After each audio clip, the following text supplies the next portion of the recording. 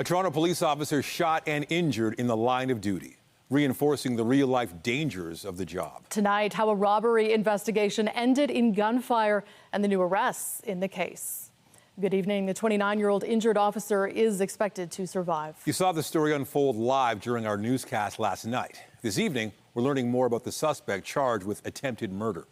CTV's Mike Walker joins us live from the scene near Yonge and Eglinton with the story. Mike. Well, Nathan, the police officer was shot at this apartment complex behind me while conducting a robbery investigation. We've learned that Toronto police have charged a 21-year-old man with attempted murder who was out on bail at the time of the shooting.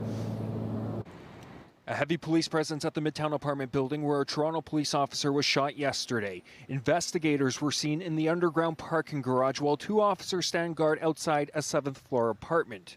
I did see an officer being attended afterwards, so it's a lot to process, especially considering I drive out of this garage every day and to consider that something horrible could have happened. This viewer video shows the wounded officer in plain clothes in the back seat of a minivan after he was shot in the abdomen.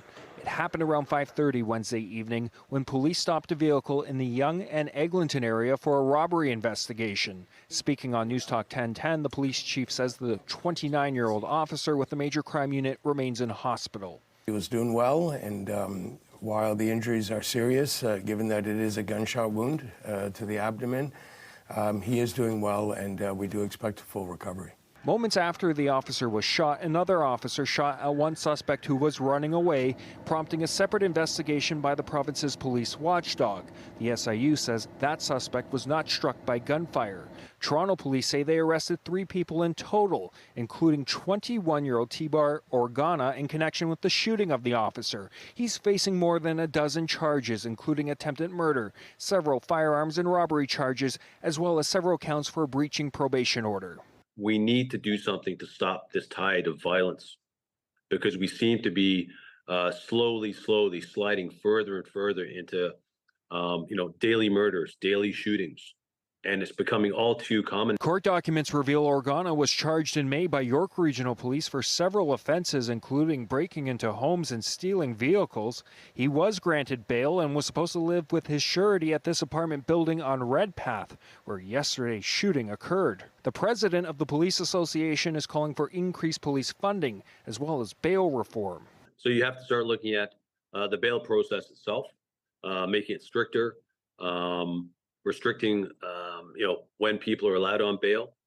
We also have to look at the actual penalties, right? There has to be some kind of deterrence and consequence for some of these actions. A 22-year-old woman has also been charged with conspiracy to commit an indictable offense. A 15-year-old is also facing robbery charges. It's terrible. It's terrible. This is historically a safe neighborhood. So it's very disturbing. Now, as you can see, Toronto police still remain here at the apartment complex as their investigation continues. All 3 suspects were due to appear in court today. Reporting live, I'm Mike Walker. Nathan, back to you. Thank you, Mike. To a developing story from Toronto police tonight. A 13-year-old boy has been charged with first-degree murder in a deadly stabbing earlier this week. It happened outside a restaurant at a plaza at St. Clair and Jane just before 12:30 a.m. Paramedics arrived to find a 54-year-old man seriously injured. And despite life-saving efforts, he was pronounced dead at the scene. His identity has not been released as police still work to notify next of kin. The 13-year-old murder suspect was scheduled to appear in court this morning. Still ahead on CTV News, a grieving mother pleads for justice 5 years after the shooting death of her son. A new reward in the search for suspects and answers. We turn to new details about the plans to redevelop Ontario Place. Crews were on site today clearing trees from the once treasured tourist attraction. It comes as we learn more about the deal struck by the province to build a spa on the property. CTV's John Woodward joins us live tonight with the details. John.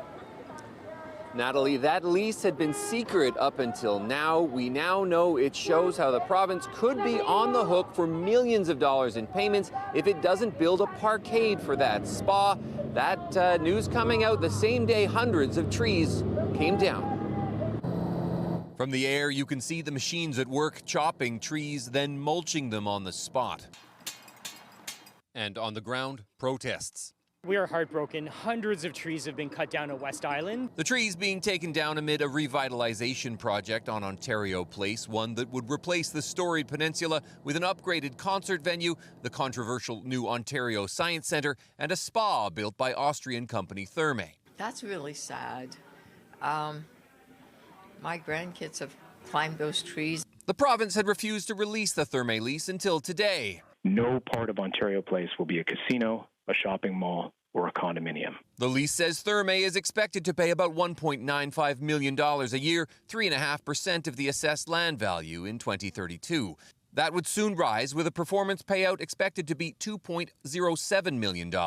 The province says they would pay $1.1 billion in rent over the 95-year life of the contract and $855 million in maintenance payments. The province committed in the contract to a 1,200-space parking lot, now says it will be building a 2,500-space parking lot. If it doesn't, the contract says the government will pay $5 a space per day, working out to about $2.2 million a year. An amount so high, it's higher than the rent. For some of this contract, it appears that Therme would get money from the province for occupying Ontario Place. This seems to us like a great deal for Therme, but not for Ontario. The province stresses in the deal the land remains public and Therme must be transparent with its books. Revelations about the contract coming as the trees come down. The release of that contract coming just as we and other media were appealing the provincial government's refusal to release it. How much that parking lot could cost, officials say they don't know, admitting they've already spent hundreds of millions of dollars preparing that site for development. Reporting live from Ontario Place, I'm John Woodward. Back to you. Thank you, John. Coming up on CTV News, the search for shelter and the makeshift solution. The story of 3 men who settled into an encampment that neighbors want cleared. But first, a look at the forecast. Here's a live shot. A few clouds, but mainly clear, above seasonal, comfortable conditions if you're heading out tonight. A light jacket might be a good idea as temperatures go down a little bit. Jessica Smith is here with a look at the current conditions. Jess. A beautiful evening, Nathan, no matter which way you shake it up. And we're seeing that sunset time earlier and earlier now, about 6:55 p.m. But it is mostly clear as we head into our evening. A few light clouds out there towards the island, but really and truly it is fantastic if you do have any evening plans. We're sitting kind of still in the upper teens, low 20s as we step into this early part of our nights, and a fairly light northerly flow to the wind, keeping things at that kind of sweet spot before we kind of see things get a little bit cooler as we head in towards the weeks ahead. We're sitting at 21 apiece towards the islands and Pearson. Tonight sitting at 13. We are cooling down, but we are still, for now, sitting above seasonal. Coming up, I'll have a full look at your long-range forecast, including what you can expect as we step in towards the weekend. But right now, it's back over to Nathan and Natalie. Thank you, Jess. The family of a murder victim is sharing their private pain in a very public way. 21-year-old Amir Narain was shot and killed in 2019. Today, his loved ones joined police in appealing for any information that could crack the case. CTV's Beth McDonnell reports. Amir was a remarkable, hard-working young man. He was a great son, brother, cousin. Fighting back her emotions, Amir Narain's mother pleaded for the people who know who shot her son to come forward. On the date, Crime Stoppers offered up to $5,000 for information about his murder. Friends know the where, when, who, how, or what took place. You boys played a role in our everyday life. Officers say on September 28, 2019, the 21-year-old saw his girlfriend in Brampton before picking up his friend and 2 others to go to a party. There was an altercation and Amir and his friend were shot. Police say the pair, along with the 2 others, drove to the Mount Olive area where the friend was dropped off. Security video later captured the vehicle arriving at this Kipling parking lot where 2 people get out. 19 hours later, video shows a man looking in Amir's car before calling 911. Amir would later be found dead inside. Amir's family has waited over 5 years for answers. We believe someone in the community knows what happened that night. Despite the passage of time, police say they've made efforts to take statements with Amir's friend who survived the shooting, but need more information. And they haven't been able to identify the 2 people getting out of Amir's car in the parking lot. You boys promised to have each other's backs. Well, this is that time for you guys to have Amir's back. Talk up, please say something. This isn't about being a rat. This is about putting Amir to rest in peace and finding justice for Amir. For Amir's family, the answers can't come soon enough. The reward is only available until November 1st. Beth McDonnell, CTV News. Toronto police have released new information about the suspects in a deadly stabbing on the weekend. On Saturday, just before 7 p.m., a man was stabbed during an altercation near Finch and Brimley and did not survive. Police have identified him as 51-year-old Clayton Hunt of Toronto. 3 suspects have now been identified in the case. 2 men, 22 and 23 years old, have been arrested and charged with first-degree murder. Investigators are still searching for the 3rd suspect, 20-year-old Nelson Luong. He is wanted for first-degree murder. Police are asking witnesses or anyone with information to come forward. 5 members of a family, including 3 children, continue to recover tonight after they were struck by a vehicle in Etobicoke. Emergency crews were called just after 6 last night to Islington and Orell Avenue. That's just north of Dundas. Police say 3 children, a 1-month-old, a 1-year-old, and a 4-year-old, as well as a man, were taken to hospital with serious but non-life-threatening injuries. A woman suffered critical injuries and was rushed to hospital in an emergency run. Police are still trying to piece together what happened. The driver, a 77-year-old woman, remained at the scene. It's unclear whether any charges are pending. Well, it is a snapshot of the homelessness crisis in this city, an encampment in South Etobicoke, one of many that has popped up in Toronto. Those who call it home say there's nowhere else to go, and people who live nearby say it's having a negative impact on their neighborhood. CTV's John Musselman joins us live from 5th Street with the story. John. Well, Nathan, you're right. We did speak to some of those people in the encampment. They say they feel forgotten by the city, but also the residents who live here say they're dealing with a lot of issues, and they want some answers from the city. Ron, Robert, and Wayne are all in their late 60s. All 3 men are homeless. Ron and Robert live in this broken-down car. Wayne lives in the car beside them. Help me. I'm on pension, but somebody should help me. I'm all by myself. I got sisters. They're all Calgary. So my father just died. I just lost 2, drowned it back home. It's not easy on me. They are part of a group of a dozen people living in a makeshift encampment at the parking lot of this community health care center in South Etobicoke. They've been here since last March. They are desperate for a shelter bed, but they've been told there is no shelter spaces available. I ended up here over a year ago. I got evicted from my apartment because I couldn't pay the rent anymore. Meanwhile, neighbors are expressing frustration. Rita Keynes has lived in the area for 27 years. She has witnessed people overdosing, needles on the sidewalk, theft of personal property, and deplorable living conditions. They are defecating in the parking lot, which is attracting rats, lots of rats.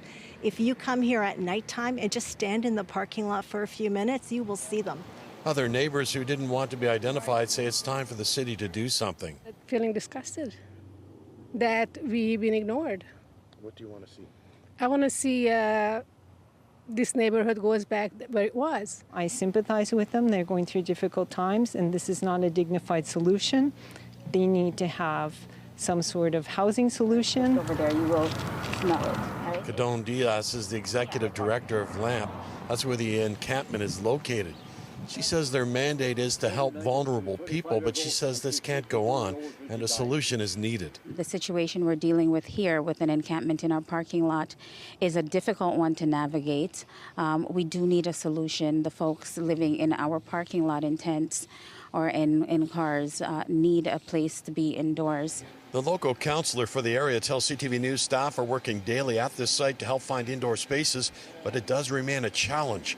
Permanent, affordable, and supportive housing is the solution to homelessness, and no municipality can solve homelessness alone. I will continue to advocate to other orders of government for greater investment in a range of housing options to help address the diverse needs of people experiencing homelessness in Toronto. Now, meanwhile, Wayne, Robert, and Ron are relying on donations from area charities who bring them food and clothing, but again, they're quite concerned about not getting a space before the winter weather arrives. Reporting live, I'm John Musselman. I'll send it back to you. Okay, thank you, John.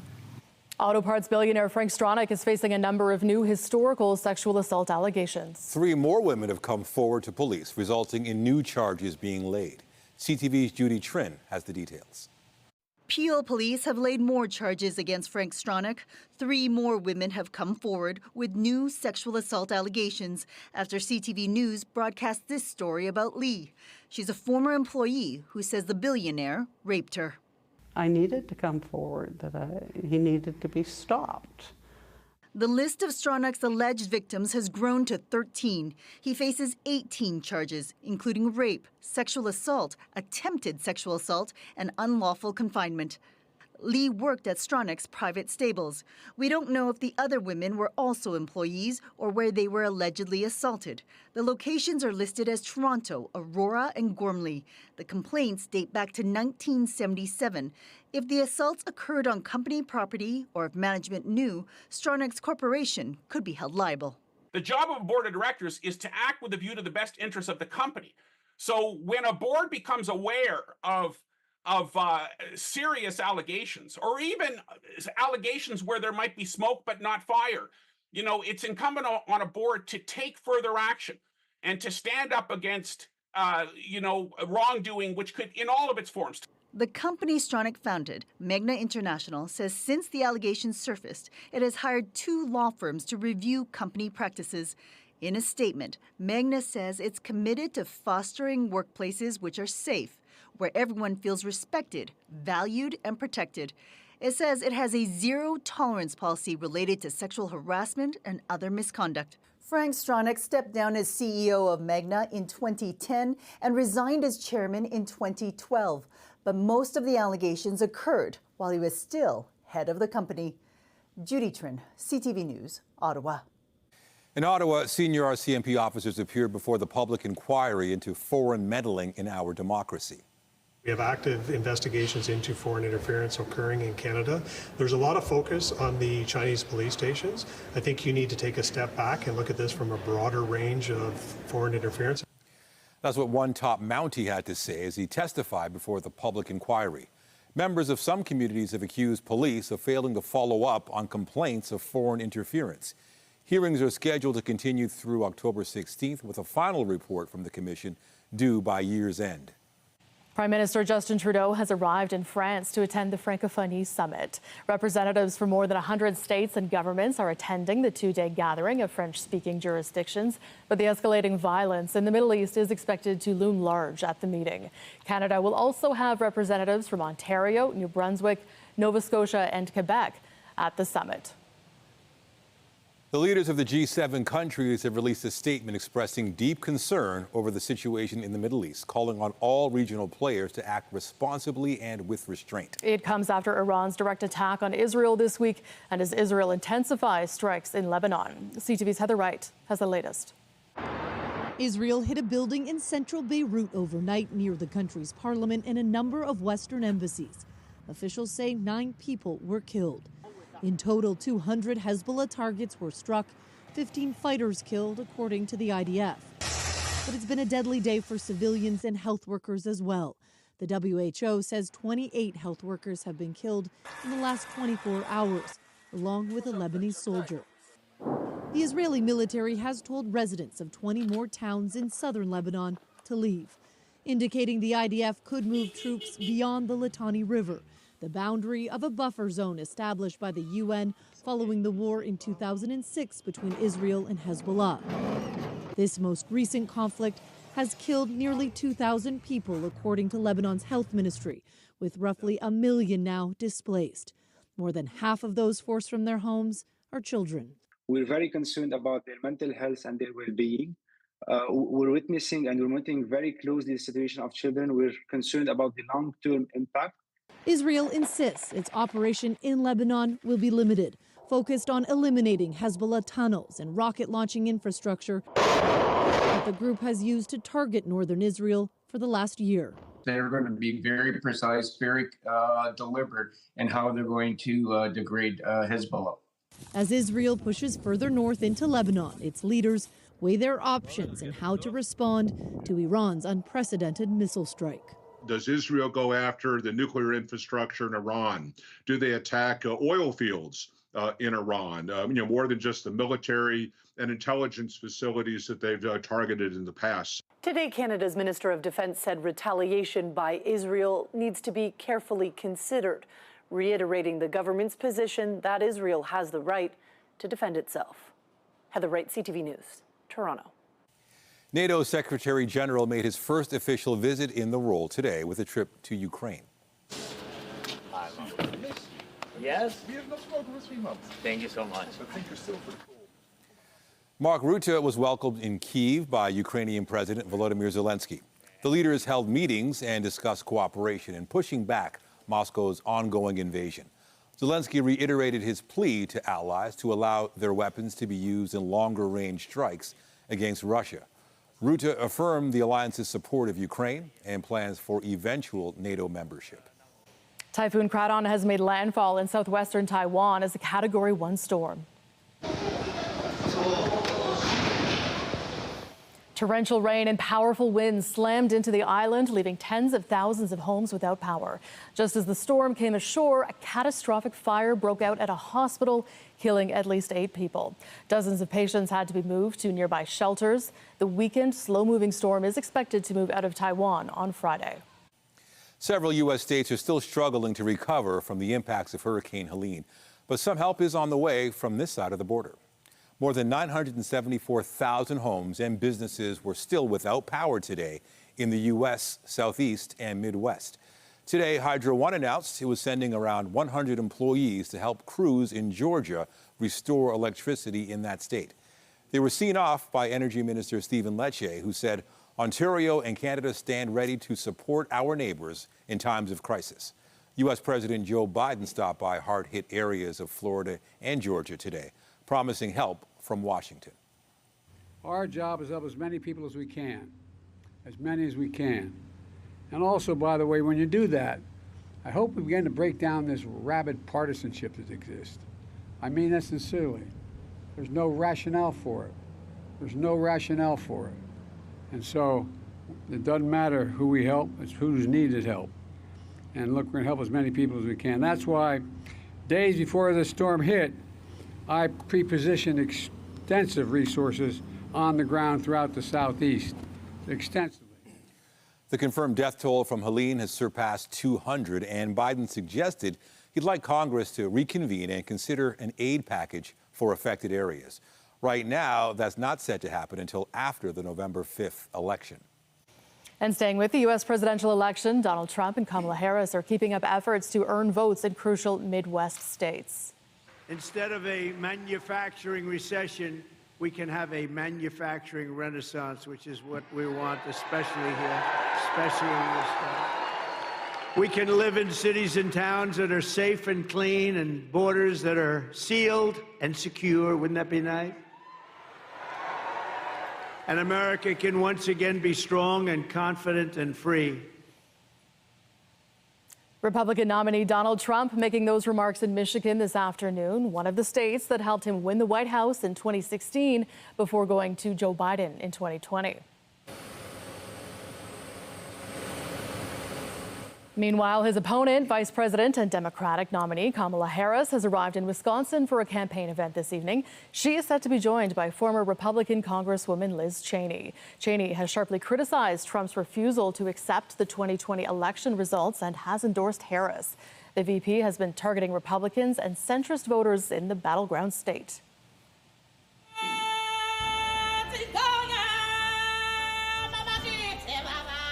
Still ahead on CTV News, a multi-million-dollar production finds a humble home in an unlikely practice space. The Lion King cast roars through rehearsals in a local school. And I'm Pat Foran. Coming up on Consumer Alert, if you own a condo, even if you pay maintenance fees, you could still have to pay extra for expensive repairs. Owners of a North York building were shocked to be told they might have to pay a special assessment of $70,000 each. I'll have my reports just ahead. And we are into October, but it still feels really nice out there, and we're into fall fair season. So if you're heading out this evening, hitting up a fair, just getting out for a walk, it is a fantastic forecast, holding on in the upper teens, low 20s. Coming up, your full forecast. When you own a condo, you usually pay maintenance fees every month to cover the cost of running the building. But if your condo needs major repairs, you could be asked to cough up even more cash in a special assessment. Here's Pat Ford in Consumer Alert. Pat. Natalie and Nathan, a group of owners of a North York condo were shocked to be told their 7-year-old building may need expensive repairs. There are leaks in the parking garage, and one of the options is charging them $70,000 each to fix the problem. The owners of this condominium in North York on Wilson Avenue say they were caught off guard to be told the parking garage in their complex has water leaks that may require costly repairs. Condo owner Lee Gingo says he was given a notice from the property management company that said the possible repair may require a $7 million loan to be taken by the condo or a special assessment of $70,000 each for about 100 unit holders. It makes me very nervous and also stressed, very stressed, because it's like out of nowhere, suddenly the huge debt came in. It's hard to see from looking at the parking garage that it requires extensive repairs, but engineers have advised the condo board water penetration is causing a serious structural risk. When CTV News reached out to the board, their legal spokesperson said the board members empathize with owners' frustration over the estimated repair costs. However, they cannot let that interfere with their primary duty to keep the property safe. Many condo owners are also concerned because the building is only 7 years old. No one has $70,000 lying around, so it's very hard for us to even fathom what it is that we have to do. Some reasons for special assessments in condos include repairing roofs, exterior glass walls, balconies, foundations, and parking garages. In this complex, many owners say they're also worried they're being rushed to make a decision involving such a large amount of money. A little more transparency, a little more time, a little more options.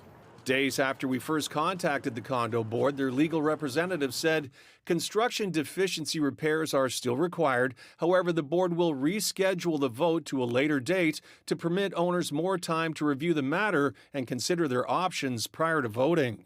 The owners say more time is primarily what they wanted. More time to reassess the whole thing. Everyone's just very relieved, and it's really great news for all of us. And many condos like to keep maintenance fees as low as possible, but this can cause issues when you need to do a major repair. When buying a condo, always check its financials and see if any special assessments are pending. On your side, I'm Pat Foran. If you have a consumer story idea, email us at alert@ctv.ca. Okay, let's talk about the weather now. We're 3 days into October and just another fabulous day out there. Fall fair weather, I dare say. Yeah, it still feels like summer in a way, and the great thing is you got this Markham Fair going on, perfect conditions. It was fantastic, and a lot of folks outside early on today were still in shorts and a t-shirt, and you probably don't need a ton of layers this evening because it stays so nice outside. We are going to see a transition towards more traditional October weather heading into next week, but really for today, tomorrow, into the weekend, we're holding on to a fantastic forecast. And outside, we're still dealing with a decent amount of sunshine before the sun sets this evening, right around 6:55 p.m. Temperature-wise, if you want to get out for an early evening stroll, obviously after watching our show, you're going to still be in kind of that 20-degree range, so a lot of those layers aren't necessary. Right across Ontario, though, as we step in towards our evening, we're holding on to a pretty fantastic forecast. A few light clouds out there right now, but honestly, we're kind of getting into that golden hour, that twilight time before the sun sets, and it's absolutely stunning. We're sitting at 21 here in the city, a really light wind carrying us into our evening, and great conditions considering we are into this first week of October. A little cooler the further north you go, to be expected, but through Windsor, we're at 23. Ottawa, we're at 18. Still quite comfortable if you're still playing any sports outside this time of year. As we make our way through the overnight, we're sitting at 13. We should be at 8. Yes, it is cooler, but we're still sitting well above that seasonal mark. The only folks really close to where we should be are Parry Sound, Orillia, Peterborough, and our friends out in Bancroft.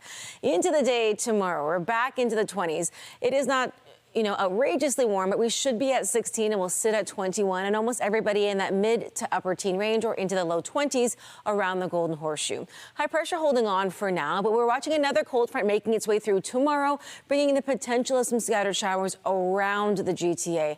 Nothing super organized. We're looking at this being mostly cloud cover for the downtown core.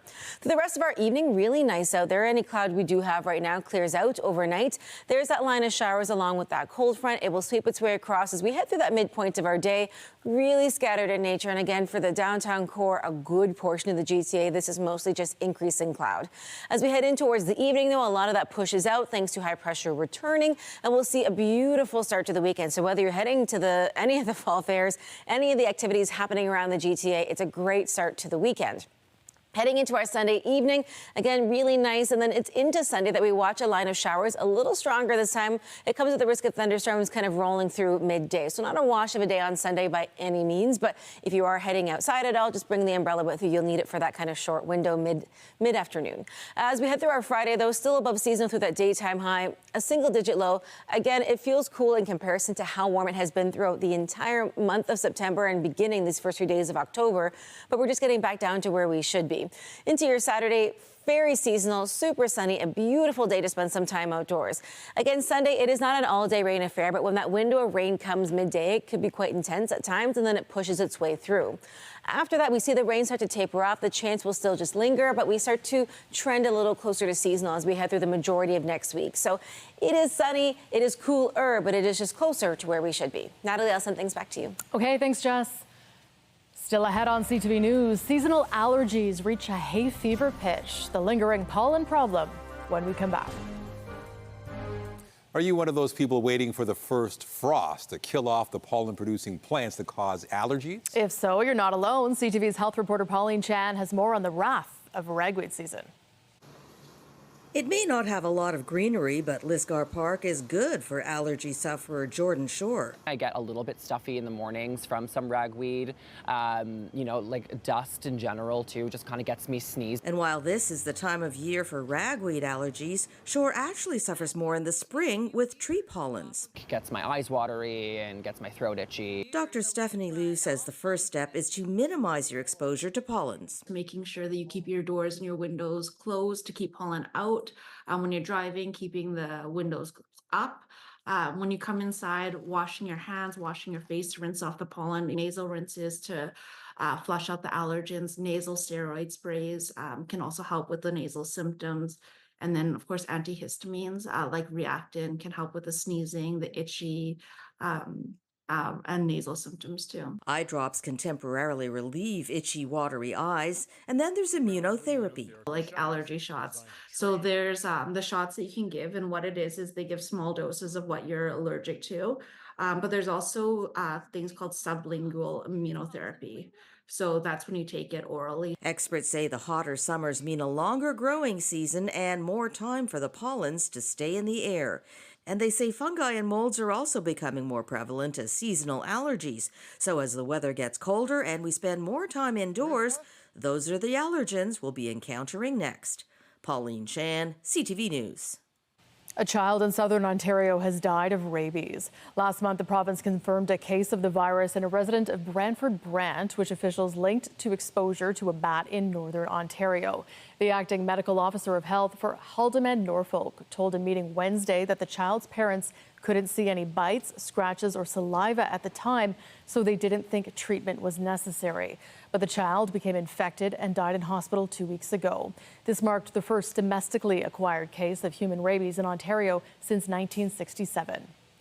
Toronto Police Chief Myron Demkew sharing some major personal health news. He now says he's officially cancer-free.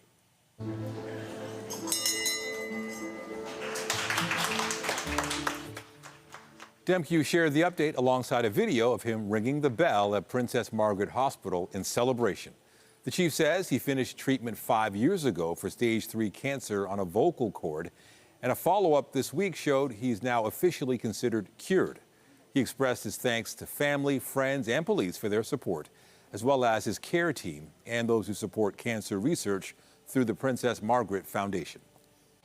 A new facility that will provide permanent homes for unhoused people in Toronto who frequently end up in emergency rooms is now open. The ribbon was cut on Dunn House in Parkdale this morning. It is the first social medicine supportive housing initiative in Canada.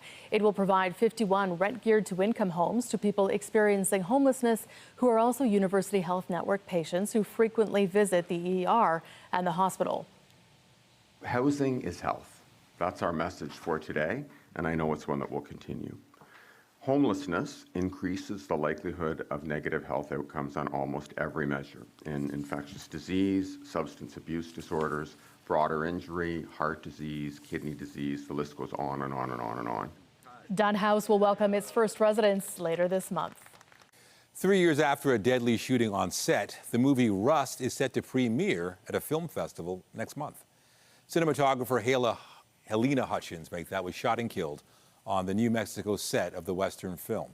It happened after a live round of ammunition was fired from a prop gun held by actor and producer Alec Baldwin. He was charged with involuntary manslaughter and pleaded not guilty. The case was dismissed in July, although the set armorer, Hannah Gutierrez-Reed, is serving an 18-month sentence on a similar charge. Rust will debut at a film festival in Poland on November 23rd. A popular show based on a Disney classic is coming back to the stage in Toronto next month. Rehearsals are underway for the Toronto production of Disney's The Lion King in a surprising rehearsal space. CTV's Andrea Case has a behind-the-scenes look inside the Lion's Den.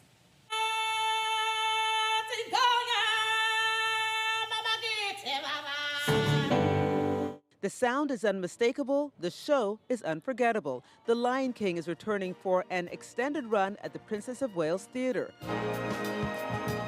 Rehearsals are underway at a school in the West End. Anthony Lynn is the Lion King's associate director. We've yet to find a place in the world, touchwood, where we've presented the show that it doesn't speak and, go down well. When The Lion King opened in England, in 1997. It took a few years for it to come to the Toronto stage. It did so in the year 2000, and after 3 million people saw it in 1,560 performances, it did come back 2 more times. This is the 29th production of The Lion King worldwide, and when it opens in November in Toronto, it'll be running for quite a long time. The extensive cast is made up of Canadians and South Africans. It's overwhelming because, one, I'm singing my language and I'm representing my country from South Africa. 2, the song itself has a certain meaning that makes people connect with it.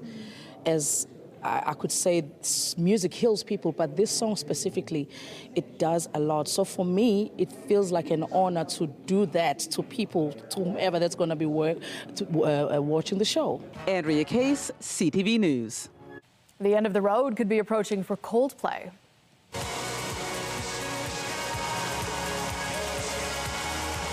Lead singer Chris Martin says the band only plans to release 12 albums. Its 10th, named Moo Music, comes out tomorrow. Martin says Coldplay wants to limit its discography, but he will likely participate in some side projects with his bandmates after they go their separate ways. Wish you were here.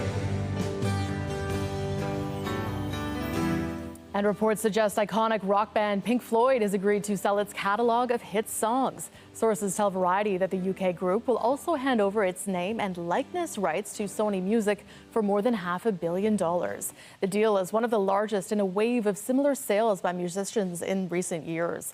The deal also reportedly includes merchandise, theatrical, and other rights, but not songwriting rights. Hanson burst onto the music scene in the late 90s with a smash hit you might remember, and it still resonates today.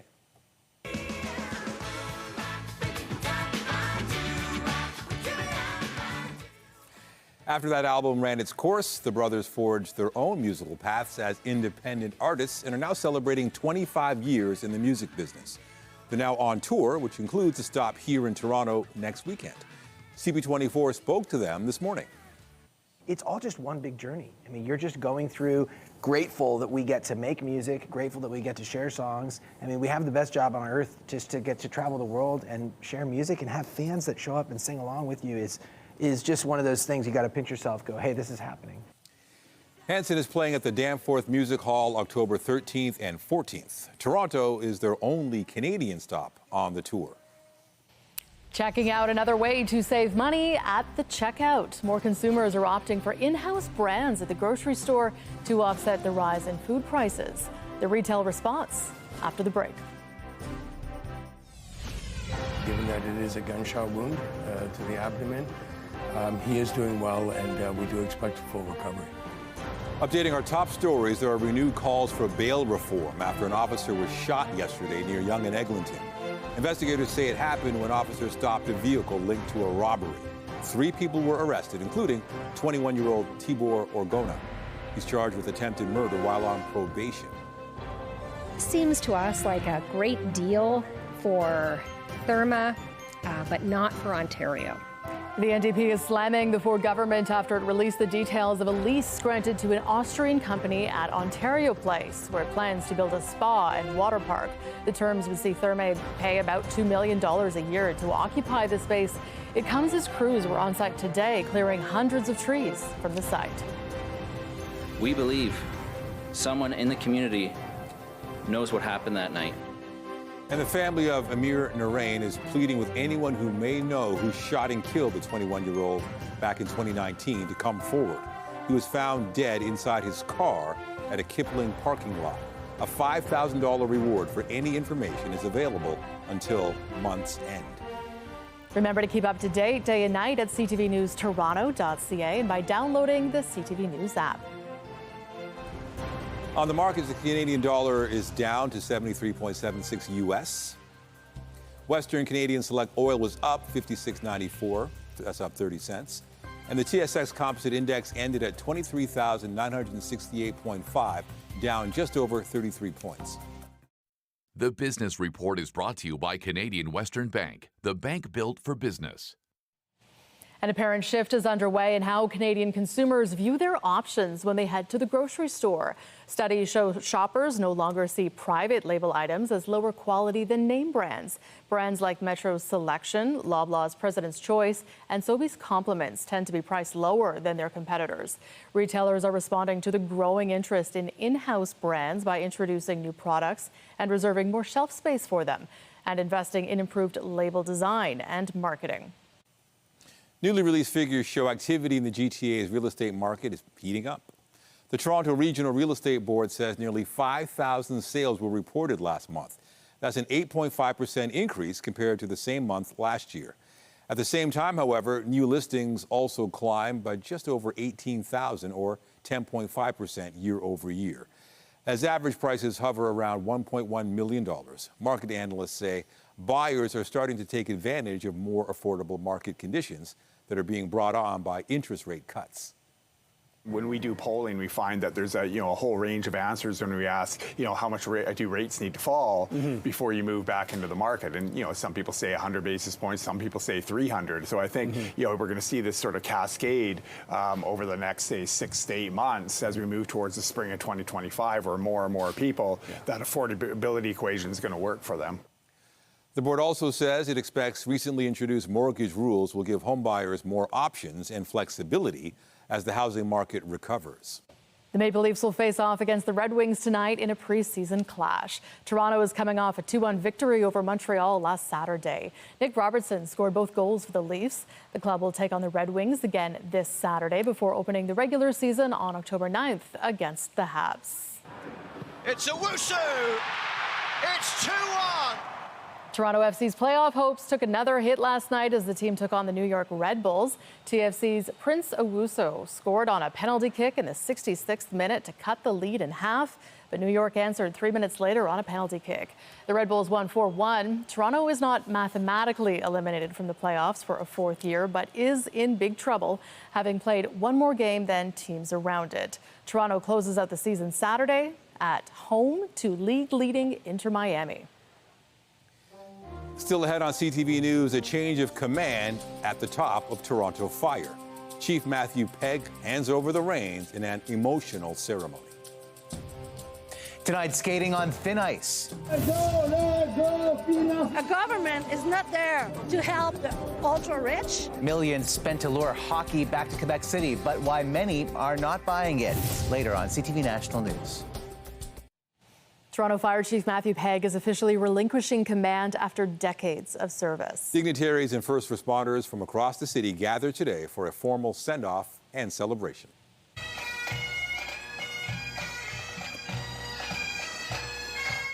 The sound of bagpipes rang out at Toronto Fire headquarters to mark Chief Matthew Pegg's retirement after 32 years of active service, including 8 in the top job. Torontonians came to know Pegg not only from his work as fire chief, but also as the city's COVID-19 incident commander during the pandemic. Deputy Fire Chief Larry Coco will take over as interim chief, make that effective tomorrow. Pegg's official final day in the role. We're going to miss him. Yeah, big congratulations and thanks to Chief Pegg, who has done so much for the city over the years. Absolutely. So let's talk about the forecast. What can we expect tonight? A beautiful evening for getting out. I know we're holding on to these warm temperatures as we head in towards these first few days of October. Things will eventually shift to a much more seasonal forecast, but it's not tonight. So if you wanted to get out and not need all the extra layers, it is a fantastic evening. Some rain knocking on the doorstep, but that will be extremely light in nature as we head into the day tomorrow, kind of midday towards the early evening. Right now, still sitting at 21 here in the city. We're really in the upper teens, low 20s right across the board. As we step into the day tomorrow, again, that slight chance of rain, more so cloud cover into the afternoon. A sunny Saturday, a little soggy midday Sunday, but overall not bad to welcome in October. Okay, that's it for us. Be sure to join Omar Sachedina tonight at 11 for CTV National News, followed by Sean Leathon with our next local newscast at 11:30. In the meantime, our coverage continues anytime on CP24 and online at ctvnewstoronto.ca. For Jessica Smith and all of us here at CTV News, thank you for watching and have a good night.